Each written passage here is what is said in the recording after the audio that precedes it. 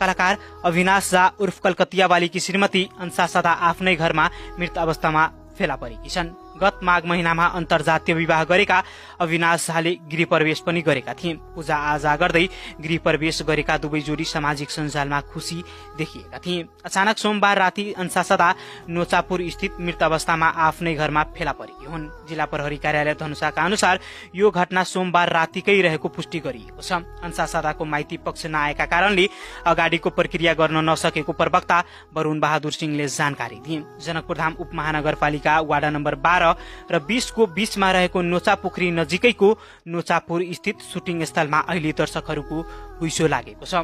अन्तर्जातीय विवाह गरेर चर्चामा आएका कलाकार अविनाश झा यस बारेमा स्पष्ट वक्तव्य दिन सक्ने अवस्थामा देखिएको छैन। अहिले प्रहरीको टोली सो घटनास्थललाई नियन्त्रणमा लिएर मुचुल्का प्रक्रिया अगाडि बढाइएको छ। माइती पक्ष आएपछि पोस्टमार्टमको प्रक्रिया अगाडि बढाइने प्रहरीले जनाएको छ। प्राप्त जानकारी अनुसार उनी आत्महत्या गरेकी हुन्। अथापि प्रहरीले यसलाई बिना पोस्टमार्टमको पुष्टि नगर्ने बताएको छ।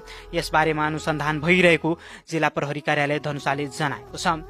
कलाकार अविनाश झा र अंसा सदा बीच करिब 10-11 दिनदेखि तनाव चल्दै आएको थियो। फेसबुकमा दिनहुँ रिल्स भिडियो अपलोड गर्ने दुवैजनाको भिडियो अन्तिम गत 13 जुन 2025 अर्थात जेठ 30 गतेको मात्र पोस्ट भएको देखिन्छ। त्यसपछि यो अन्तरालमा उनीहरूको सँगैको भिडियो हालिएको देखिएको छैन। दिनहुँ भिडियो हाल्न दुवैजनाले भिडियो हाल्न बन्द गरेपछि उनीहरू बीचको यो समय तनाव